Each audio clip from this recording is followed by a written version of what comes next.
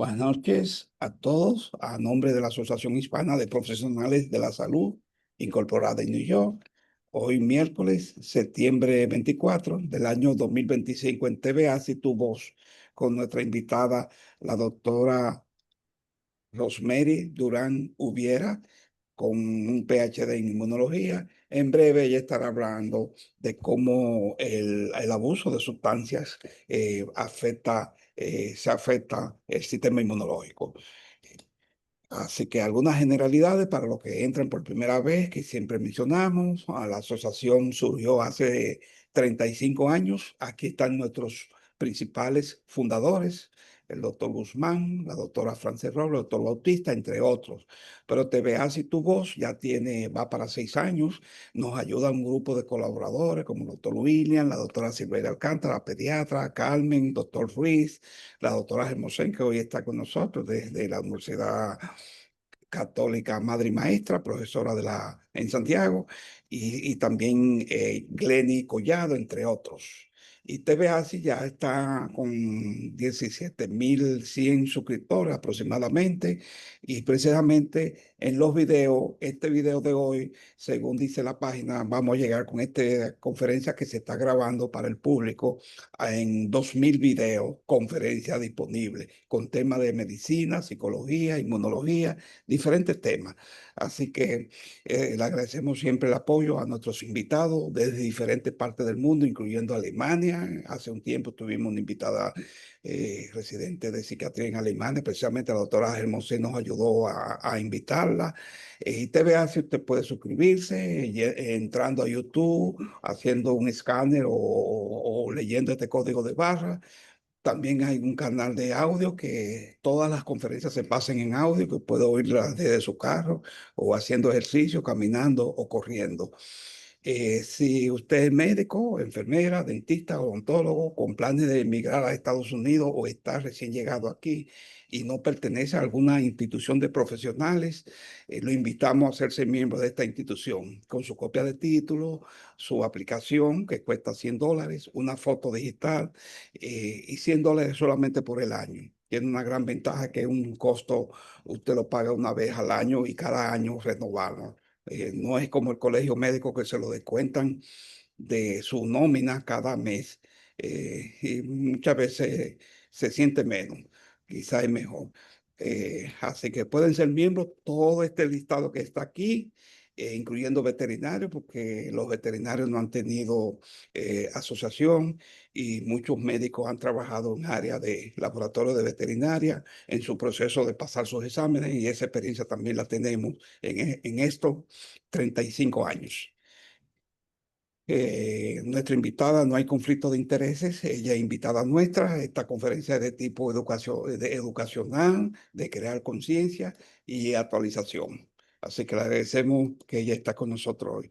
La asociación ayuda a los inmigrantes, a los que han tomado la decisión de emigrar a Estados Unidos, a obtener empleo rápido, haciendo programas de certificaciones cortas como asistente médico, asistente dental, asistente de terapia física.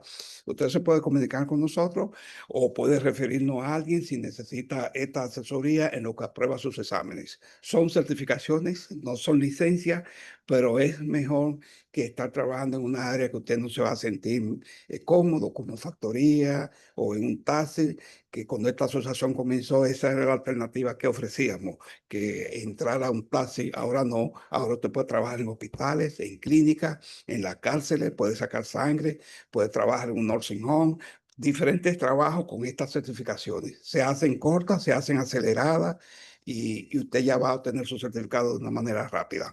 Algunos anuncios ya para finalizar.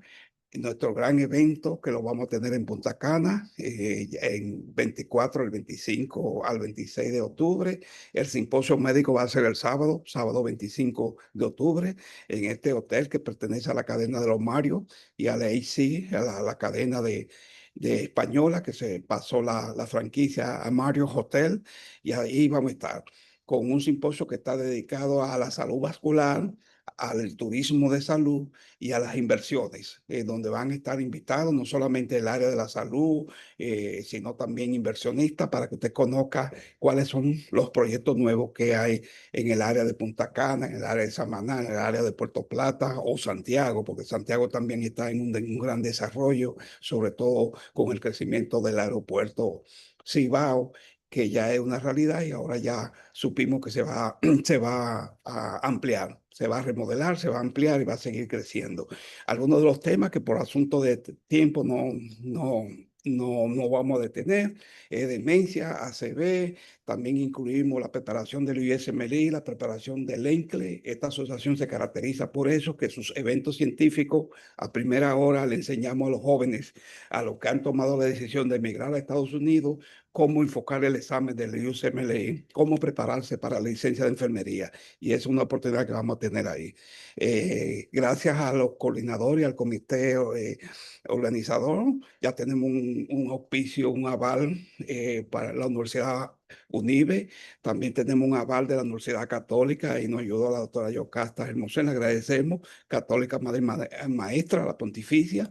Tenemos un aval del Colegio Médico Dominicano, doctor Ruiz nos ayudó con el secretariado de Educación, la secretaria de Educación del Colegio Médico Dominicano y también la Sociedad Dominicana de Neurología y Neurocirugía está avalando este evento. Que dice que si usted asiste a este congreso puede optar para estos créditos y puede usarlo para su currículum, puede usarlo para concursos. En Santo Domingo se usa, aquí no se usa de otra manera, pero usted lo puede obtener porque son créditos que le pueden tienen un valor que acumulado con otros le pueden servir. Así que es el esfuerzo que ha hecho este comité para poder ayudar, estar contribuir a, a contribuir al desarrollo, al aporte y a la actualización y al desarrollo del profesional, sobre todo en la República Dominicana.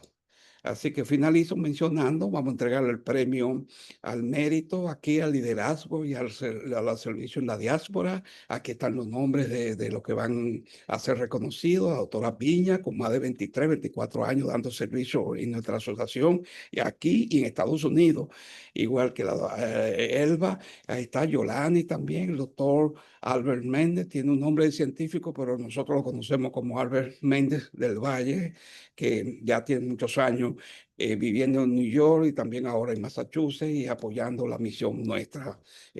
Aquí está el empresario José Brito, que va a estar con nosotros en Punta Cana, él es dueño de una empresa que agrupa más de 200 personas trabajando con envejecientes y es todo un empresario, está apoyando y endorsando este evento, le agradecemos, él lleva a algunos inversionistas para Punta Cana, le agradecemos que va a estar allá, José Brito, ustedes van a tener la oportunidad de conocerlo, socializar y poder hacer relaciones. De eso se trata el evento, no solamente pagar la habitación del hotel o gastar un dinero que quizás es una inversión, pero es una inversión para ustedes. Los invitamos a que apoyen y hagan el esfuerzo. Esta asociación está haciendo un esfuerzo para llevar profesionales hacia allá y miren la cantidad de profesionales, algunos de New Jersey. Tenemos la vicedecana de UNIBE que va a estar con nosotros, la doctora de León, también la doctora Yolandi, la doctora Hermosén, que está aquí en la línea, está en la foto, Michael Santana, psicólogo, el doctor Vina, la doctora Carmen, aquí están distinguidas especialistas en el área de demencia y ACV, que ejercen en Virginia, ya confirmaron que van a ser miembros del equipo positor de este congreso. Dina Dil y también Mary Goodwin va a estar con nosotros el sábado 25 de octubre. Así que gracias a todos ustedes. Quiero dar paso a nuestra invitada en el día de hoy, a nuestra invitada el día de hoy, la doctora Durán Ubiera, que ya estudió medicina y es graduada de doctorado en medicina en la Universidad Central del Este. Luego se fue a Brasil, a la Universidad del Amazonas, de Manaus, en Brasil, donde hizo un largo estudio, prácticamente hizo un PhD en inmunología. Hoy tenemos una gran profesional con una gran experiencia y quizás una de las dominicanas que más tiempo tiene, más años ha dedicado a la inmunología, a la preparación. Reside en New Jersey y hoy está con nosotros para hablar un poco sobre el impacto en el sistema inmunológico del abuso de sustancias, de las sustancias prohibidas ¿verdad? O no beneficiosas, como le llaman. Doctora, bienvenida, puede compartir su imagen. Muchas gracias. Muy buenas noches para todos los que nos acompañan. Denme un momentito y ya les ¿Cómo no? comparto la Sí, ahí está presentación. entrando. Ok, perfecto. Como bien el doctor Restituyo ya mencionó, mi nombre es Mary Durán. Yo soy médico general, graduada de la Universidad, egresada de la Universidad Central del Este, con un PhD en inmunología de la Universidad Federal del Amazonas en Manaus. Parte de mi investigación fue realizada, o mejor dicho, toda mi investigación científica para optar por el título de PhD fue realizada en conjunto con la Universidad de Sao Paulo, que es una de las universidades más sobresalientes en el ranking de mejores universidades del continente americano. Aparte de esto, también actualmente formo parte del grupo clínico de un centro de rehabilitación para uso de sustancias aquí en el estado de New Jersey. Por eso quise traerles a ustedes este tema porque es parte de la realidad que puedo evidenciar, que puedo atestiguar constantemente. Entonces, podemos hablar con el doctor del trastorno por el uso de sustancias. En inglés, Substance Use Disorder. Pueden ver aquí en sus pantallas. De manera breve, vamos a definir este trastorno y acá tenemos una definición simple. Nos dice que el trastorno de uso de sustancia no es más que una enfermedad compleja que involucra el uso compulsivo de sustancias como alcohol o opioides y otras drogas. Y los individuos continúan utilizando esas sustancias a pesar de los efectos negativos que experimentan. El trastorno por uso de sustancias es claramente una enfermedad definida y ejemplificada en el DSM-4, tanto como en el DSM-5. En el DSM-4 vemos que se proponían los términos de abuso y dependencia para clasificar esta entidad, pero ya en el DSM-5 se cuentan con 12 criterios diagnósticos para el trastorno de uso de sustancias. Estas sustancias afectan el sistema inmunológico a diferentes niveles, afectan la función de las células y de los órganos involucrados en este sistema de maneras incalculables. Vamos a comenzar hablando un poco de la estadística con relación a este tema, para que podamos entender realmente el impacto que el trastorno de uso de sustancias representa para la salud y el bienestar de los individuos. Vamos a observar estadísticas de Estados Unidos del año 2023. Aquí pueden ver cómo vamos a resumir las características de los individuos ingresados a los centros de tratamiento para trastorno por uso de sustancias en el año 2023. Vemos acá una clasificación por edades. Al lado izquierdo, esta clasificación expresada en porcentaje, y en el lado derecho vamos a ver vamos a verlo calculado en base a una población de 100.000 habitantes, un índice, la incidencia en una población de 100.000 habitantes. Entonces, vemos acá que cuando lo evaluamos en porcentaje, los individuos con edades entre 12 y 20 años representan un 4,6% de los individuos ingresados a estos centros de salud. Pero, un momento, pero los individuos con edades entre 21 y 34 años representan un 35,1% de los ingresos a estos centros de salud. Entonces, hay un problema con el trastorno de uso de sustancias, y es que por lo menos aquí en Estados Unidos las personas tienden a iniciarse en el mundo de las drogas a edad temprana, aproximadamente a los 12 años, y mientras más temprano la persona se inicia en el uso de sustancias, más difícil se hace el tratamiento y más crónico se vuelve el uso. Es más difícil lidiar con las consecuencias. Vemos acá, volviendo a los datos estadísticos, que un 29.3% representan personas con edades entre los 35 y los 44 años de edad. Continuando con más datos estadísticos, vemos que el trastorno por uso de sustancias es más común en los hombres que en las mujeres, es más común en el sexo masculino que en el sexo femenino. En porcentaje vemos que un 65% de las personas que ingresan a los centros de tratamiento son hombres, mientras que un 34.7% son féminas. Vemos también con relación a la procedencia de estos individuos. Un 49% de los individuos ingresan a estos centros de manera voluntaria y un 24.5% ingresan indicados por el sistema legal. Estas personas son referidas, ordenadas por un juez a cumplir, a pasar por un proceso de recuperación. Vemos también acá el- las admisiones, pero esta vez lo vemos enfocado a los diferentes grupos, a las 10 principales sustancias.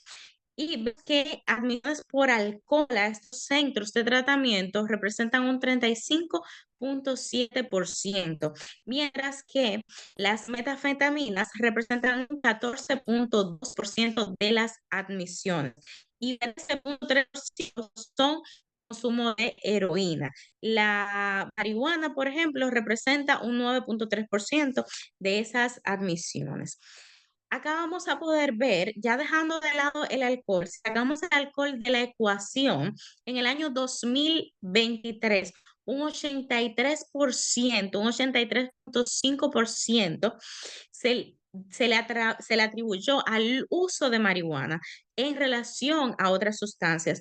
En la población general, la heroína solo representó un 0.89%, mientras que las metanfetaminas representaron un 3.54%, la cocaína un 6.78%, pero el uso de marihuana, sobre todo después de la legalización del consumo de marihuana en algunos estados, ha incrementado y va impactando importantemente a nuestra población, teniendo efectos a diferentes niveles. A nivel del sistema nervioso central, podemos ver múltiples efectos, podemos ver cómo afecta a la memoria, podemos ver cómo impacta directamente la funcionalidad de los individuos.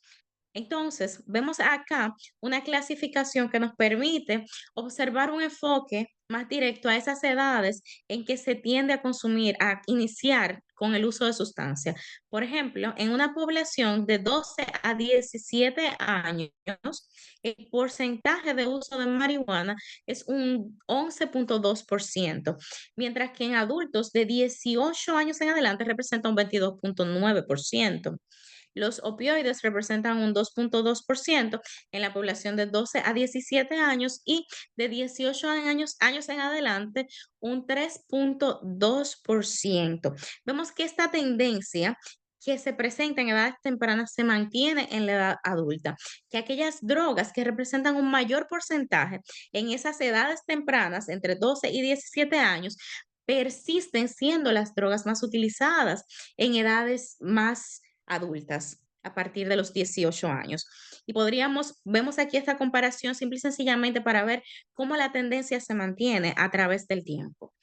Entonces, individuos medianos con 12 años más, aquí podemos ver en un gráfico de barra más claramente ilustrado cómo aproximadamente un 48% de los individuos han usado marihuana una vez en su vida y un 25% la han utilizado en el último año, mientras que un 18% de los individuos ha usado marihuana en el último mes. Entonces, esta tendencia vemos cómo ha ido aumentando con los años y cómo en una población tan joven, comenzando a una edad tan temprana, se presentan estos datos estadísticos tan relevantes. Vemos acá en este gráfico el porcentaje de admisiones a estos centros de tratamiento, pero ya directamente relacionado con el año, con la cantidad de años en el sistema educativo.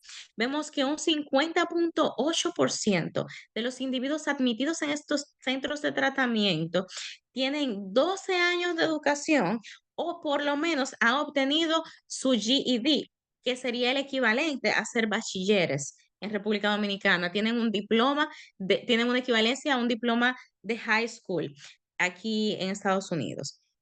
Entonces, estamos hablando de individuos con un nivel educacional, de individuos que han pasado por una educación elemental, que han pasado por una educación primaria, han estado en el sistema educativo y que conocen o han sido expuestos al conocimiento de los riesgos del uso de sustancias. Los individuos de 9 a 11 años, que tienen de 9 a 11 años en el sistema educativos representan un 18,2% de las admisiones a estos centros de tratamiento. La movilidad.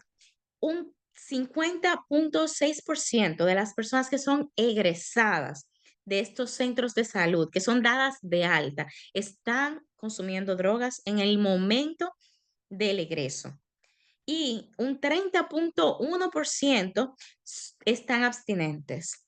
O sea, no están en estado de sobriedad, no están consumiendo ningún tipo de sustancia en el momento en que son egresados. Claro está, muchas sustancias se utilizan para el tratamiento del trastorno de uso de sustancias. Por ejemplo, en el tratamiento de la heroína vemos el uso de la metadona, que es también un opioide. Entonces, podemos ver que esto impacta directamente estos porcentajes, pero un 0,3% de los individuos, que quizás parecerá poco, pero en la realidad es algo que se observa con mucha frecuencia.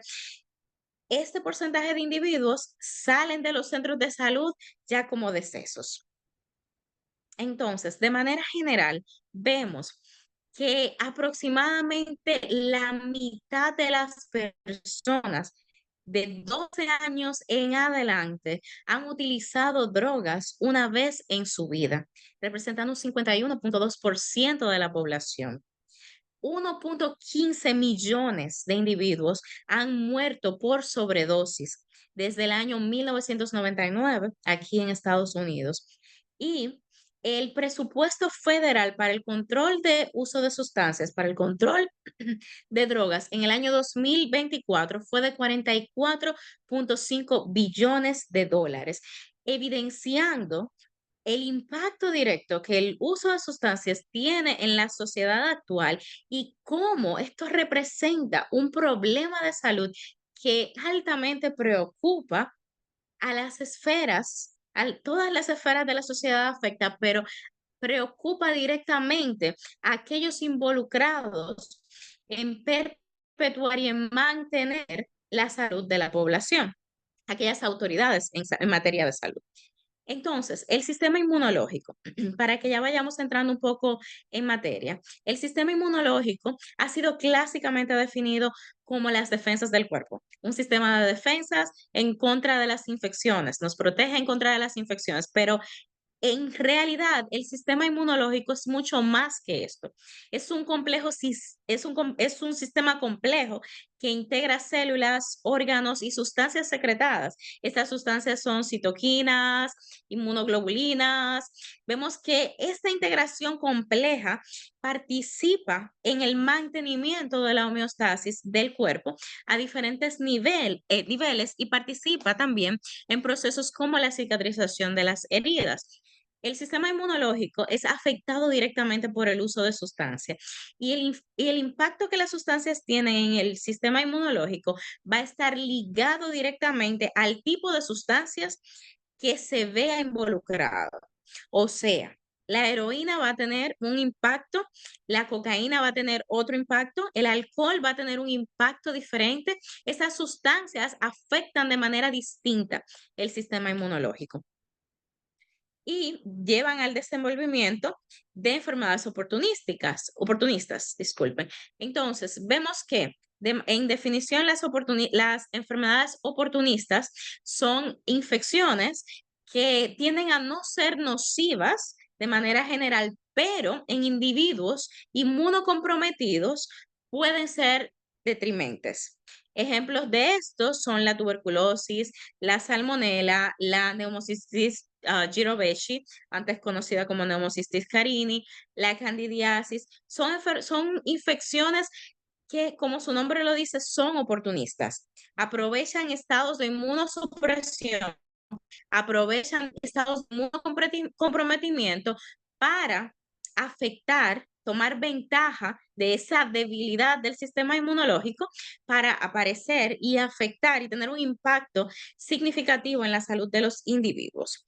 Entonces, vamos a ver de manera detallada el efecto de diferentes sustancias a nivel del sistema inmunológico, pero es importante resaltar, antes de entrar directamente con los opioides, que es el grupo de sustancias con las que vamos a comenzar nuestra discusión, es importante mencionar que en el pasado se creía que todo lo que rodea el uso de sustancias era lo que causaba este impacto directo. Esta propensión a desarrollar ciertas enfermedades de los individuos envueltos en esta práctica. Por ejemplo, se creía que a factores como la malnutrición, la poca higiene, que están presentes en el uso de sustancias, eran los que tenían que ver directamente con el impacto y con la presencia de estas enfermedades oportunistas. Pero con el paso del tiempo se vio que no es solamente eso lo que juega un papel, sino que estas sustancias afectan directamente la respuesta inmunológica, afectan directamente la capacidad de nuestro sistema inmunológico de responder ante las diferentes amenazas que constantemente enfrenta y de ser capaz de mantener esa homeostasis de la que hablamos hace unos segundos. Entonces, no es solamente lo que rodea el uso de sustancias, es también el impacto directo que estas sustancias tienen en el sistema inmunológico.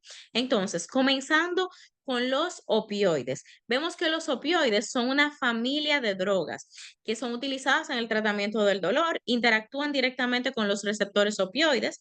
Los opioides, como vemos en pantalla, pueden ser naturales, semisintéticos, sintéticos, y algunos de estos miembros, de los miembros de esta familia, son ampliamente usados de manera compulsiva por sus efectos a nivel del sistema nervioso central. La activación directa de los receptores opioides puede llevar al aumento de la producción de dopamina a nivel del sistema nervioso. Los opioides tienen una gran capacidad adictiva y podemos mencionar la oxicodona como uno de los ejemplos más populares. También tenemos el ejemplo de la morfina, que como ustedes pueden ver en pantalla, es proveniente de la Poppy Paraburn somniferum. Y continuando, ellos ejercen su efecto a través de los receptores opioides. Vemos estos receptores en pantalla, DOR, NOR y CORD. Estos receptores tienen diferentes efectos. Ustedes van a ver estos efectos somatizados. Vemos que muchos de ellos, bueno, todos ellos están involucrados en la analgesia, pero muchos de ellos están involucrados en otras respuestas, como la ansiedad y el desarrollo de adicciones, la euforia, la disforia, la aversión. Vemos que el receptor DOR está relacionado con analgesia, con ansiedad y con adicción. Entonces, el estímulo de este receptor va a ser determinante en el desarrollo de todo el cuadro del trastorno por uso de sustancias. Vemos en la siguiente tabla el efecto de algunos opioides en las células del sistema inmune.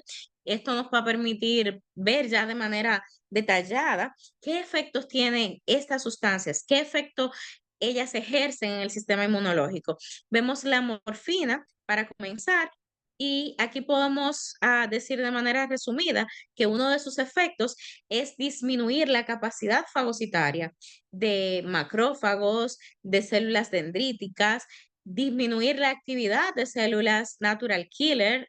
Vemos también que disminuye el número de neutrófilos, afecta los granulocitos y vemos que la heroína, por ejemplo, disminuye el número de células CD4, aumenta la presencia de linfadenopatías y también disminuye de manera general, no solo de linfocitos CD4, sino también el número de linfocitos CD8. Disminuye también la actividad de células natural killer y disminuye la función granulocitaria, o sea, afecta directamente lo que son neutrófilos, eosinófilos y basófilos, que son los granulocitos. Entonces, la metadona, por ejemplo, tiene también efectos en el sistema nervioso central. Vemos que tiene efectos similares, afectando, disminuyendo directamente la función granulocitaria y disminuyendo también el porcentaje, la proporción de células CD4 y células CD8. Estas células tienen funciones diferentes en el sistema inmunológico, interfieren en diferentes tipos de respuesta. Entonces debe de existir un equilibrio entre ambas y este equilibrio se ve afectado por el uso de estas sustancias. La mayoría de estos opioides alteran directamente este equilibrio entre células linfocitos CD4 y células CD8 positivas. Entonces, comenzando con la heroína, vemos que la heroína es una sustancia ilegal que es altamente adictiva. La heroína es sumamente adictiva y se procesa a partir de la morfina. Es una sustancia que es una sustancia que ocurre de manera natural, como vimos anteriormente en la vaina de la semilla de algunas variedades de plantas de la especie poppy y es típicamente vendida como un polvo blanco o digamos que yéndose más como medio marrón y también es mezclada con otras sustancias a la hora de ser preparada, con azúcar, con leche en polvo. Y esa mezcla también puede ser responsable de algunos de los efectos del sistema inmunológico y a diferentes niveles. La heroína también ha sido vinculada por la manera de administración con el desenvolvimiento de HIV. Básicamente, todos nosotros creo que estamos familiarizados con el aumento de frecuencia, ¿no? De HIV en esta población porque se intercambian las agujas que utilizan para administrarse la heroína, ¿no?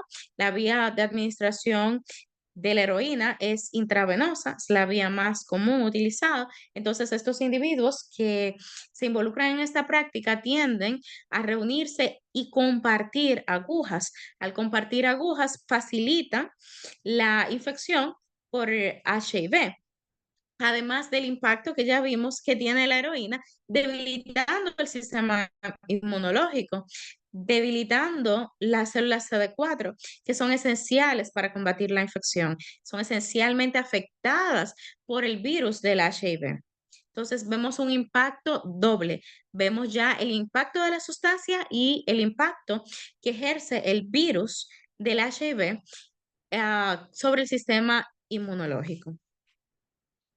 Entonces, acá podemos volviendo al cuadro anterior, ver, como ya les dije, que la heroína disminuye el número de células CD4 y que disminuye también el porcentaje de células CD4 y células CD8, así como el número de células natural killer y la función granulocitaria. Continuando, vemos acá la heroína de tu acción a través de los receptores T1. Aquí vemos uno de los efectos inmunosupresores antiinflamatorios de la estimulación de este receptor. En estos efectos vamos a entrar directamente en detalle, pero pueden utilizarlo como referencia si necesitan indagar acerca de este tema. Entonces, ya pasando para la cocaína. La cocaína, entonces, es derivada de la hoja de coca, podemos decir de manera simple, del Erythroxylon coca shrub, y crece en los pies de las montañas de los Andes, en Sudamérica. La cocaína tiene diferentes efectos a nivel del sistema central y podemos ver del sistema nervioso central y podemos ver que entre esos efectos se encuentra la inhibición de la recaptación de dopamina y de serotonina. ¿Con qué objetivo? Con el objetivo de dejar estas sustancias disponibles por más tiempo para prolongar la excitación a nivel del sistema nervioso central. También inhibe la recaptación de norepinefrina en la neurona disponibilizando también la norepinefrina por más tiempo. Y de esta manera es como son mediados esos efectos a nivel del sistema nervioso central provenientes del uso relacionados directamente con el uso de cocaína. Entonces, a nivel del sistema inmunológico, la cocaína causa disminución en el número y en la distribución de las células inmunes. ¿Por qué es importante esto? Bueno, las células inmunes se encuentran distribuidas de manera que puedan ejercer diferentes funciones. Se encuentran distribuidas en los tejidos y en un mismo tejido, células ocupan lugares diferentes y esto está relacionado íntimamente con las funciones de estas células. Si vemos, por ejemplo, un ganglio linfático, vamos a ver que las células no se encuentran todas regadas o dispersas en el ganglio linfático, sino que ellas se encuentran divididas y esta división de regiones permite que acontezcan diversos procesos, como la presentación de antígenos a nivel de los ganglios linfáticos. A nivel del vaso vemos también esa distribución. A nivel del timo vemos esa distribución en los linfocitos CD4 y CD8. Y esta distribución es impactada directamente por la cocaína. También cómo la función de estas células, el número de estas células, disminuye también el peso del timo, el uso de cocaína, disminuye las células TCD8 y produce agranulocitosis. Nosotros todos quizás estamos familiarizados con la expresión de que los neutrófilos son las primeras células en llegar al lugar de infección cuando experimentamos exposición a cualquier infección en la respuesta inflamatoria. Una de las primeras células en llegar son los neutrófilos. Entonces, produciendo esa agranulocitosis, vemos que esta respuesta se ve comprometida. En cuanto al uso de cocaína, no solamente debemos ver el impacto de la droga en el sistema nervioso, en el sistema inmunológico, sino también el impacto de las sustancias que se mezclan con esta sustancia. La cocaína tiende a mezclarse con adulterantes, como vemos aquí el caso del levamisol, un antiparasitario, de monoaminas, del alcohol, produciendo la sustancia llamada cocaetileno. Esta mezcla también va a llevar a un impacto al sistema inmunológico. Estos adulterantes también van a tener un impacto que se va a unir al impacto de estas sustancias, maximizando el efecto de estas sustancias en el sistema inmunológico. Entonces, aquí vemos algunos artículos que pueden servir de referencia y evidenciar directamente el impacto de el uso de cocaína en el sistema inmunológico. Vemos cómo son exploradas diversos tipos de células, no solamente los linfocitos CD4, CD8 se ven impactados directamente por el uso de cocaína, sino también las células T reguladoras y otras células del sistema nervioso adaptativo, del sistema inmunológico adaptativo, disculpe. Vemos que en cuanto a el cannabis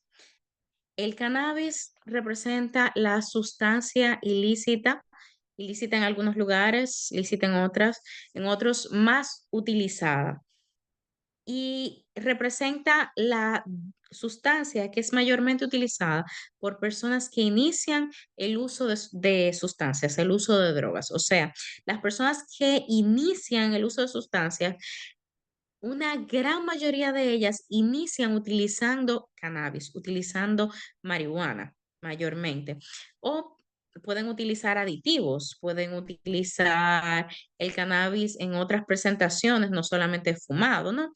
Entonces, vemos que, como ya dijimos, con relación a los opioides, es un caso similar. El cannabis, tenemos los receptores de cannabinoides vemos los receptores CB1 en el sistema nervioso central y CB2 en la periferia. El sistema cannabinoideo endógeno también vemos que está presente y que participa en esta respuesta. El cannabis tiene un impacto directo también en el sistema inmunológico. Vemos que altera la función y la actividad de las células del sistema inmune y sirve como inmunosupresor, induce apoptosis, favoreciendo e impactando directamente el envejecimiento celular. Vemos también que afecta a las células T, las células B, los monocitos, las células, la microglia y lleva a la reducción en la producción de células proinflamatorias, perdón, de citocinas proinflamatorias, como por ejemplo la interleucina 1, aumentando así la producción de citocinas antiinflamatorias como la interleucina 10, favoreciendo de esa manera todo ese ambiente inmunosupresor, todo ese ambiente que facilita no solo el desarrollo de infecciones, sino también el desbalance inmunológico que va a llevar al desarrollo de entidades como el lupus, por ejemplo, como la artritis reumática. Entonces, ya para terminar, vamos a tocar un poco de manera resumida acerca del etanol. El consumo de alcohol realmente es bien popular en la sociedad y tiende a ser altamente tolerado. El que sea altamente tolerado está directamente relacionado con la frecuencia y con la incidencia de este consumo en la población. El etanol tiende a ser claro, sin color, es un hidrocarburo, un hidrocarbón hidroxilado, el producto de la fermentación de frutas, granos o vegetales y la mayor causa de accidentes fatales automovilísticos, accidentes que terminan en muerte y de caídas fatales también. El alcohol es la droga más abusada en nuestra sociedad y reduce la expectativa de vida entre 10 a 15 años. O sea, la expectativa de vida de la población general se calcula aproximadamente de unos 80 años y eso realmente varía dependiendo de la población estudiada. Vamos a decir entonces que al exponerse al uso de alcohol disminuimos esa expectativa en 10 a 15 años y esta pasa a ser de 60 y pico de años. Entonces, el efecto directo del etanol es ejercido a través de los siguientes mecanismos. Vemos que aumenta los efectos del neurotransmisor inhibitorio GABA, induce la liberación de opioides endógenos, también de esta manera alterando o mediando efectos similares a los efectos de los opioides, altera los niveles de serotonina y de dopamina también, prolongando la excitación y ejerce también efecto directo a través de la mucosa intestinal y de la mucosa respiratoria. Vemos que el alcohol puede causar daños directos a esta mucosa, permitiendo, facilitando así la pérdida de esa inmunidad a estos niveles y facilitando la translocación bacteriana en muchos casos. Facilita la translocación bacteriana y al perderse esa barrera, la respuesta inmunológica se ve alterada.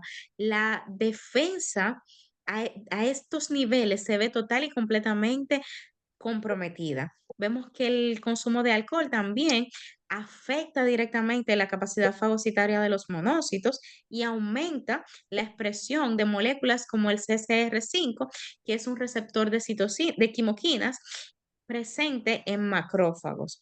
Entonces, al afectar este receptor afecta la respuesta de estas células, porque a través de este receptor, estas células son estimuladas a ejercer funciones diversas que se van a ver comprometidas tras la exposición al etanol.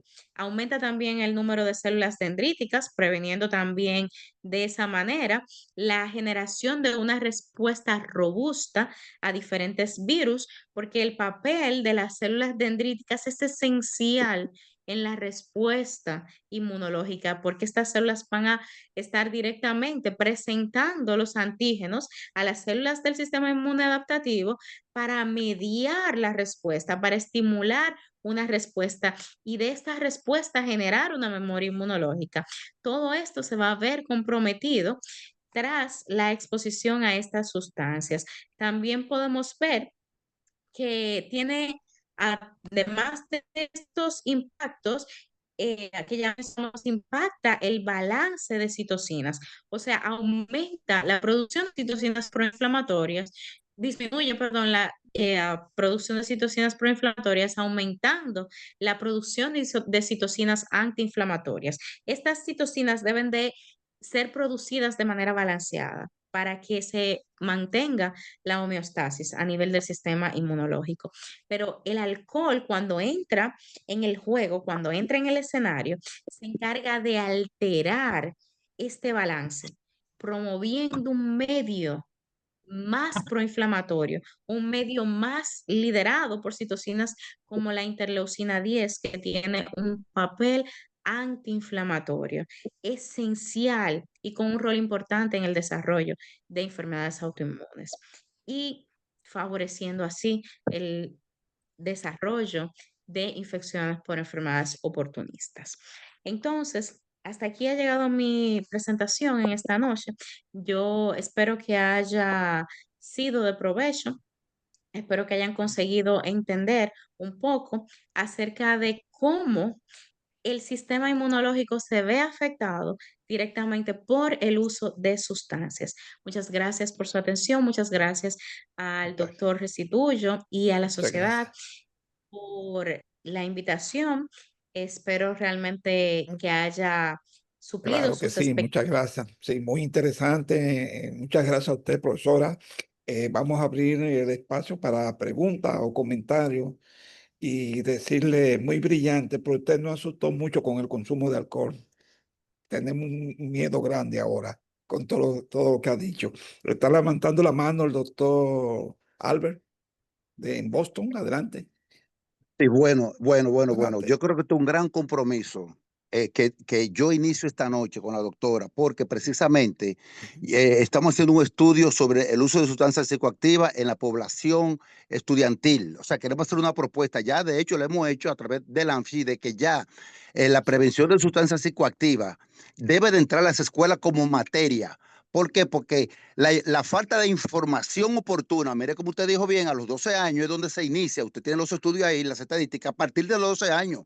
Nuestro estudio que estamos haciendo partía a partir de los 15, ya ha sido más tremendista la cosa, ahora la cosa ha bajado a los 12. Por lo tanto, se hace necesario, obligatorio, que las autoridades de educación incluyan en una materia que se llama salud preventiva el conocimiento llevado a cabo por profesores expertos o por psicólogos de por qué no usar sustancias psicoactivas a esa edad, cuando el cerebro se está formando, para evitar la adicción más grande. Si usted quiere su droga, úsala después que usted sea profesional, porque nadie le quita la droga al humano, pero a esa edad no lo usa porque estamos perdiendo la sociedad, se nos está yendo de la mano y nosotros somos responsables, somos parte importante en evitar, en prevenir las sustancias psicoactivas en esa población. Ya yo tengo estudios hechos sobre eso. Le agradezco al doctor Félix, profesor de epidemiología universitario, donde llevamos a cabo el consumo de Sí. sustancias psicoactivas, una muestra de jugadores de baloncesto del Instituto Nacional en aquella época donde el baloncesto en la República Dominicana estaba en su auge. Eran modelos para nosotros los jóvenes en ese entonces, pero se usaba droga. Pero parecía que se usaba droga, hubo que demostrarlo a través de un estudio científico. Y así se llevó a cabo, donde a través de un protocolo se le preguntaba a los jugadores si ellos usaban droga. La mayoría dijeron que no usaban directamente, pero que conocían en el medio, en su medio, a alguien que usaba. Las drogas más usadas fueron dentro de las legales el alcohol en ese entonces, y de las ilegales estaba la marihuana y la cocaína. De manera que aunque ellos admitían que no usaban, sí admitían que los otros usaban. De manera que en la población sí se usaba drogas y así pudimos demostrarlo. En este caso, ahora mismo, yo también trabajo en una institución de recuperación, no solamente de drogas, sino también física, de trasplante de órganos, etcétera, donde hay una población que también está en plena recuperación y es donde se le está, conjuntamente con el doctor Gotro Muñoz Gotro, doctor, que le mando un saludo, estamos llevando a cabo este estudio, un estudio prospectivo, donde estamos aplicando el cuestionario que además de las edades del paciente, el sexo, ¿Cuándo se inició? ¿A qué edad se inició el consumo de sustancias?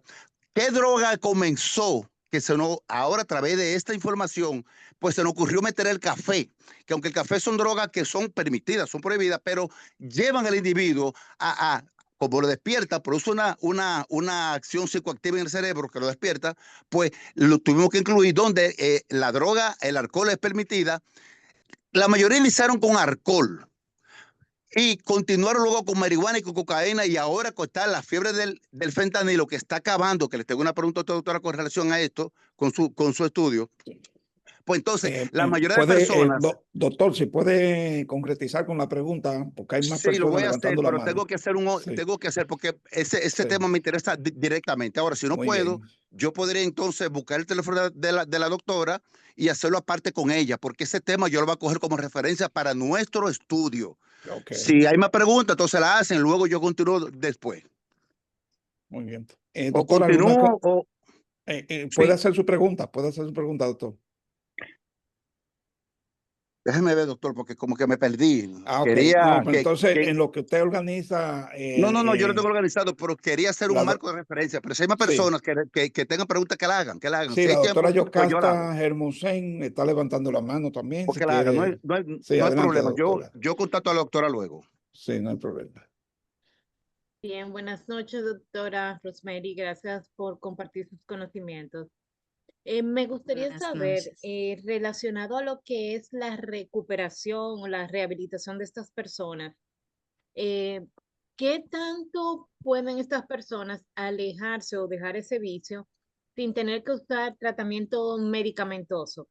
Le traigo esta colación porque yo estuve visitando una institución de recuperación que está en Santiago y ellos me dicen que ellos no utilizan ninguna drogas de recuperación, sino que dan es tratamiento de psicoterapia solamente. ¿Qué tan factible o qué tanto la evidencia apoya esto? Porque me llamó la atención ver esa modalidad de que no utilizan nada y solamente como la hacen una abstinencia así de golpe desde que el usuario es ingresado en ese centro. Bueno, realmente eso representa, yo diría que un peligro importante, y es el siguiente, es que hace a los individuos más propensos a desarrollar un síndrome de abstinencia, la retirada brusca. Y el qué tan eficaz pueda ser ese abordaje va a depender muchas veces del tipo de sustancias y del tiempo que el individuo ha estado expuesto a estas sustancias. Por ejemplo, el uso de metadona como terapia para ayudar en la rehabilitación de individuos expuestos al uso crónico de heroína ha demostrado ser altamente eficaz. Entonces, este abordaje propone o provee una solución más certera y con mayor evidencia científica. No sé si me doy a entender. Existe más evidencia científica que respalda el uso de terapia medicamentosa para tratar el trastorno por uso de sustancias que la que apoya ese tipo de abordaje. Para muchas personas puede ser eficaz, pero va a depender del tiempo de exposición. Para individuos que están iniciando en el uso de sustancias, la recuperación va a ser más fácil y ese abordaje puede ser más eficaz, pero para individuos que han sido expuestos a un uso crónico, por ejemplo, las personas que vienen a los centros de rehabilitación aquí en Estados Unidos, por lo menos aquí en el estado de New Jersey, la mayoría de las personas que están en estos programas, como programas de metadona, son personas mayores que tienen 20, 30 años en el uso de sustancias. Entonces, estaría directamente vinculado con eso, con el tiempo de exposición y con la sustancia en cuestión. Sí, muy bien. Gracias, doctora. Gracias, doctora Yocasta. ¿Alguien más con alguna otra pregunta o comentario para la doctora Durán? Buenas noches. Buenas noches, doctor Eh, Ureña. Adelante. no sé, que no encuentro la forma de levantar la mano, se me ha perdido ahí. Ok, sí, no se preocupe. Eh, Tiene la palabra. No, la doctora si tiene algún dato, porque sabemos que hay niños que desde temprana edad comienza a verse oliendo cemento, ciertas cosas, ya que no tienen mucho acceso a las drogas y eso. Si tiene algún dato sobre eso. No escuché su pregunta. Si El pudiera hablar uso un poco de, más duro. sí, él creo que preguntó sobre, parece que el uso frecuente en Santo Domingo del cemento, de uso de cemento como, como aditiva, Oler, sustancia oler, aditiva. ajá, Si oler tiene el algún dato cemento. sobre, Ok. sobre eso. Eso entraría en el uso de inhalantes. Son Ok. bastante frecuentes en la población general. Sobre todo, muchas personas tienden a iniciarse con el uso de inhalantes. Hemos, por ejemplo, tenido casos de personas que han iniciado en el uso de sustancias en el ambiente de trabajo. Por ejemplo, personas que trabajan en zapaterías han estado expuestos al pegamento que utilizan para reparar los zapatos, ¿no? Y al inhalar esas sustancias han experimentado efectos directos en el sistema nervioso central. Estos inhalantes actúan como estimulantes y promueven la excitación. Entonces, al experimentar esta respuesta, estos individuos tienden a, digamos que, inclinarse a buscar el uso de otras sustancias. O sea, es como si esto despertara la curiosidad. Datos estadísticos de República Dominicana, no estoy familiarizado con esos datos estadísticos, pero sí sé que es más generalmente utilizado como droga de inicio. Las personas utilizan estos inhalantes y luego de esto, entonces, aumenta su nivel de curiosidad, vamos a decirlo de esta manera, y les hace más propenso a, digamos que, iniciar en el consumo de otras drogas. También está íntimamente relacionado con el nivel socioeconómico.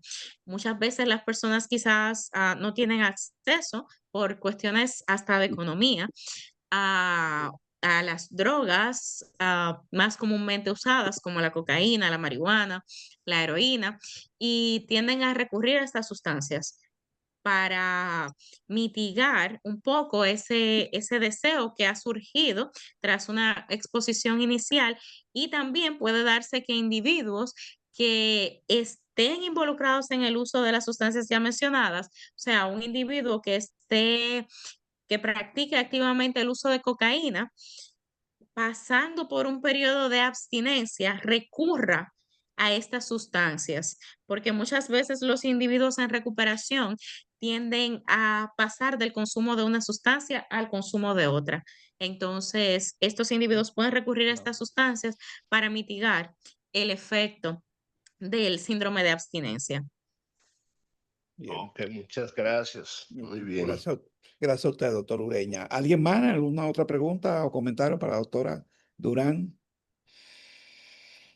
Doctora, quiero aprovechar para preguntarle a título personal, esta es una pregunta muy personal para usted. ¿Qué piensa usted? ¿Por qué se ha dicho que la lucha contra las drogas en los países nuestros se ha perdido? No funciona. En esta semana en New York se está celebrando la Asamblea número 80 de las Naciones Unidas. El presidente de Colombia hizo un discurso muy dramático y sobre todo con la droga, el uso, hizo un poquito de historia de cómo ha evolucionado el consumo de droga en Estados Unidos y la relación con los países nuestros. ¿Cómo usted ve en su manera de pensar cómo se puede resolver el consumo de droga en el mundo, vamos a decir, sobre todo Estados Unidos? Bueno, realmente esto es un problema que yo creo que hay que abordarlo desde la raíz. Y más que resolver es prevenir, Sí. porque como nosotros vimos en los datos estadísticos, la mayoría de las personas comienzan temprano y estos Ujú. individuos se exponen muchas veces por curiosidad, pero la mayoría de ellos se exponen por desestabilidad a nivel del núcleo de la familia, a nivel de los hogares. Son individuos que experimentan diferentes tipos de maltrato, de situaciones en sus hogares y que recurren a estas sustancias o se ven expuestos a ellas por descuido de los padres o Sí. buscando una especie de refugio. Entonces, básicamente el educar a la población a edad temprana acerca del uso de sustancias podría ser parte Ujú, de la solución. Muchas veces ujú. estos temas son vistos como temas que no deben de ser tocados con los Sí. jóvenes, sobre todo con aquellos muy jóvenes, mas sin embargo el abordar estos temas desde temprano, desde edades como 10 años, 9 años, individuos de 11 años, el abordar estos Ujú. temas con estos individuos y que ellos puedan ver evidenciado, por ejemplo, gráficos, testimonios, los efectos Sí. directos del uso de sustancias, podría ayudar mucho a mitigar este problema, porque realmente esto es un problema que inicia a edades tempranas. Las personas caen en el uso de sustancias por falta muchas veces de esa educación temprana y también por la falta de apoyo emocional a la hora de atravesar esas edades tempranas. Por ejemplo, a la hora de atravesar la adolescencia, muchas veces Ujú. estos individuos experimentan diferentes situaciones y no cuentan con el apoyo psicológico adecuado. Entonces, no solamente el educar a los individuos a temprana edad en materia de adicción, en materia de uso de sustancias, sino también proveerles con acompañamiento psicológico adecuado para que puedan afrontar los diferentes retos que pueden presentarse en el seno de sus hogares. Eh, Muchas gracias. Doctor Méndez, su Sí, pregunta, su sí, comentario sí, para sí, sí, cerrar. exactamente. Bueno, aquí Sí, usamos con relación a la pregunta de la doctora Santiago, sí continuamos sí. usando metadona en estos pacientes que tienen síndrome de abstinencia. La continuamos usando en esa población mayor de 30 años, sin problema. La pregunta es la siguiente, doctora. Yo entiendo que hace falta más estudio sobre este caso para ver cómo mitigamos la futura generación que viene. Entonces, ya la Claro que sí. información temprano y oportuna es adecuada. No es lo mismo que yo tenga una inestabilidad familiar y tengo conocimiento de las consecuencias del uso de drogas, la voy a usar. ¿Por qué? Porque ya estoy informado. Eso es un cuchillo de doble filo. Pero voy con la pregunta, doctora. Se ha determinado, en el estudio suyo, por ejemplo, esta población de los homeless, que aquí es el pan de cada día, Norteamérica está llena de homeless, Ujú. tanto por la enfermedad mental como por uso de drogas, que lo llevaron ahí, que es un factor predisponente. ¿Cómo están las enfermedades infecciosas? Si se ha hecho algún estudio en esa población sobre las enfermedades infecciosas más frecuentes, como afecta el sistema inmunológico, esta gente está expuesto a un ambiente bien oportuno para las enfermedades, mugre, suciedad, viven en la calle, se comen basura, exactamente. ¿Cómo está el índice de enfermedades infecciosas en esa población y cuáles son las más frecuentes? Si se ha hecho estudio con relación a eso, porque hay muchos hombres y ninguno lo vemos en las emergencias ni en los hospitales internos por infecciones. ¿Qué pasa ahí? ¿Hay algún mecanismo de defensa o en contra de defensa en esa población? Ok, primeramente, usted mencionaba el parte de el tema de la educación y decía que es un arma de doble filo.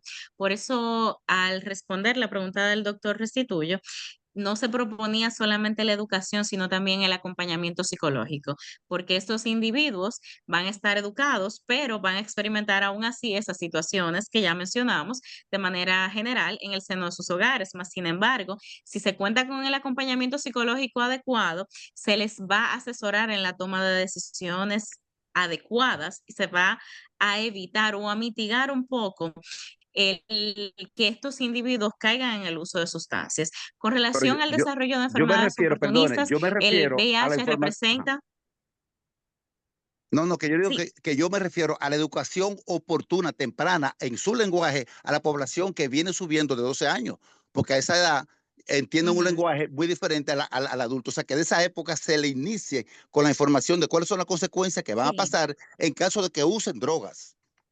A ese tipo de educación que yo me ujú. Y refiero, usted más sabe doméstica que, que otra cosa.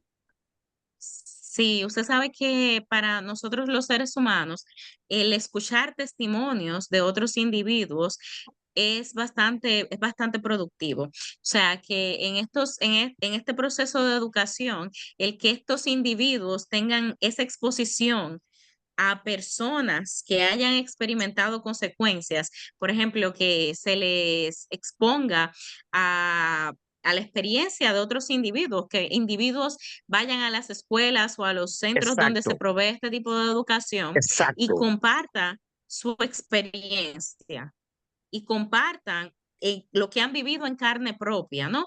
Para que ellos puedan ver directamente, ver, digamos que de una manera clara cómo el uso de Exactamente. sustancias puede impactar toda la vida del individuo, toda la dinámica. Entonces, a veces hay que, con estos jóvenes, hacer como se hace con los niños, bajarse a su nivel, ¿no? Yo soy madre, por ejemplo, Exacto. y le puedo decir que al interactuar con mis hijos, que son niños pequeños, yo tengo que bajarme a su nivel. Muchas veces, bajarme de manera literal, ponerme al nivel de ellos y hacer contacto visual. Entonces, para tratar con esta población, también debemos tratar de simplificar el mensaje, porque a veces es el venir con palabras quizás muy complejas o muy sofisticadas, va a ser una barrera para el entendimiento. Entonces, la simplificación del mensaje puede ser de mucha utilidad para desarrollar esa conciencia con respecto al uso de sustancias.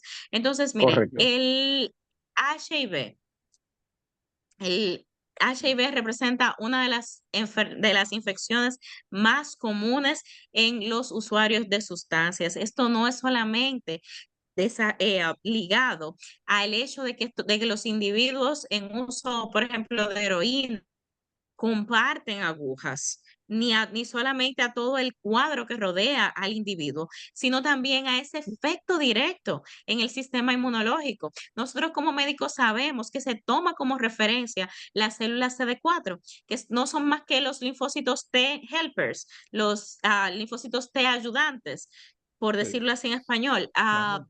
Se toma como referencia estas células en los individuos que están atravesando un proceso de infección por HIV. Estas células son impactadas directamente por el uso de sustancias. Entonces aquí vemos un mecanismo doble. Las sustancias que hemos mencionado acá afectan directamente la respuesta inmunológica y van a dejar al individuo propenso. ¿Por qué no se ven tanto estos individuos en las emergencias? Porque existe un estigma que estos individuos se enfrentan. Muchos de ellos tienen temor al diagnóstico, aquellos que no están diagnosticados y aquellos que saben, que han experimentado, que están experimentando un cuadro de infección, a veces todavía se sienten afectados por el estigma que la sociedad coloca sobre ellos, por la marginación que a la que la sociedad expone a los individuos con HIV, por ejemplo, pero el Sí, HIV es una de las infecciones más comunes en esta población. También la tuberculosis es una infección tuberculosis, muy sí. común Eh, en esta población. El desarrollo de neumonías. sí, Mencionamos la neumocitis girovechi, las infecciones en la piel, son infecciones muy, muy comunes en esta población. En República Dominicana quizás no se vea tan común lo siguiente, pero aquí sí, y es que los individuos, por barreras como la falta de seguro médico, no sí, acuden a los centros de salud, porque el sistema de salud aquí en Estados Unidos no funciona de igual manera que en República Dominicana. No existen ese tipo de flexibilidad que nosotros vemos comúnmente en República para Dominicana, pero el asistencia. acceso a tratamiento es lo que es algo que hace o que afecta el evidenciamiento de estas infecciones. Eso no significa que no estén. Como mencionamos, tenemos Sí, le VIH, hago la pregunta, doctora, tuberculosis, precisamente, infecciones de la sí, piel, Sí, le hago la pregunta precisamente neumonía. en la población norteamericana, porque yo recuerdo que para la época de la crisis Ujú, pandémica, para la pandemia, los pacientes, ujú. los homeless que vivían en la calle, se notaron un poco más resistentes a la enfermedad que la población general, es decir, acudió, pues esto fue una crisis fuerte aquí en Norteamérica, yo la viví, yo trabajo en los hospitales. Entonces, veamos que la población que acudía a las emergencias era más frecuente de personas normales que ellos. Entonces, nosotros nos preguntábamos Claro, el HIV es una enfermedad que ataca directamente el sistema inmunológico, pero en este caso está la bacteria, están los hongos, otro tipo de virus, donde esta población no acude con enfermedades graves o infecciosas o sistémicas, producto de infecciones. Entonces, uno se pregunta, ¿creará el cuerpo, el sistema inmunológico, algún anticuerpo en contra de lo que está pasando? Porque ese es el papel del sistema inmunológico, crear defensa contra lo que lo está agrediendo. Entonces, fue mi pregunta por eso. Precisamente aquí en Muy Norteamérica, bien, donde se hay acceso a la salud. Ya eso muy es todo bien. ya, de mi Muchas parte. gracias, doctor Y, Méndez. una Doctora, sí, unas cosa. palabras finales. Sí, Sí, adelante. no, sí, solo para concluir, que muchos de estos individuos, en vez de acudir a las emergencias, acuden a los centros de rehabilitación, porque en los centros de rehabilitación ellos también reciben esa asistencia médica. O sea, en los Sí, centros de rehabilitación también hay médicos, y enfermeras que enfermeras, les sí, asisten en, en estas situaciones. Entonces, quizás no le se ayudan, ve ahí le tan ayudan. frecuente la asistencia a las emergencias porque estos individuos están siendo tratados en otro nivel de salud. Sí, sí. Bueno, doctora, no abusamos más de su tiempo. Fue muy interesante su conferencia en el día de hoy, con esta perspectiva del sistema inmunológico. Disculpe, hay Y unos sí, comentarios en el chat. Si ella puede, por sí, favor. adelante. Doctor, están preguntando que si usted puede compartir su número. Usted dice su número de teléfono de la doctora. O su información donde trabaja. Ah, Yo entré un poquito tarde y no escuché. Yo vivo aquí en Nueva York y hice sí, curso del CASA, que es para consejeros de abuso de sustancias, sí, sí. y tendré que hacer unas prácticas, una pasantía. Si puede compartir sus redes y por ahí yo el después. Sí, usted puede comunicarse, le voy a escribir que usted puede comunicarse con nosotros y así le ponemos en contacto con la doctora, si le parece bien. Doctor Restituya, anota el número, si tiene con qué anotar, 732-277-9640, lo voy a escribir también aquí en el chat. Y doctor Restituyo, usted lo puede Doctor, ver yo más ahí. adelante lo voy a llamar también para que me dé el Sí, contacto de ella, porque necesito cómo el no. estudio que ella presentó hoy.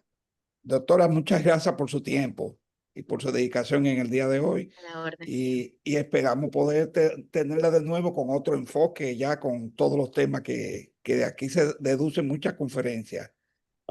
Muchas gracias. Buenas noches, gracias por sus aportes. A todos ustedes, buenas noches. Que la pasen bien.